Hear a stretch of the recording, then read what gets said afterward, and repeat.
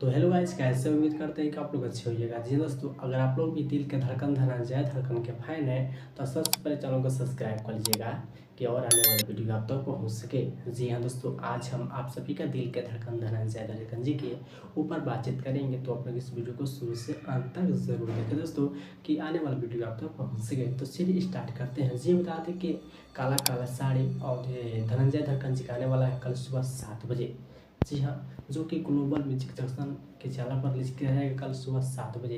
एकदम brand level का गाना है काला काला साड़ी। जी हाँ, अगर आप लोग भी दिल के धड़कन धनंजय धड़कन के फैन है तो इस चैनल को सब्सक्राइब करिए, ठीक है। तो दोस्तों बता दें कि जिस सॉन्ग को म्यूजिक दिए हैं विकास यादव जी। जी हाँ, विकास यादव जी सॉन्ग को म्यूजिक दिए हैं और लिखे हैं पपुल पंकज। इस सॉन्ग को लिखे हैं पपुल, जो इस सॉन्ग को काफ़ी शानदार सॉन्ग को लिखे हैं। जी हाँ, काला काला साड़ी। जी हाँ, बताया धनंजय धड़कन अंजलि आर्या जी का गाना है। कल सुबह ग्लोबल म्यूजिक जंक्शन के चैनल पर कल सुबह 7 बजे रिलीज किया जाएगा।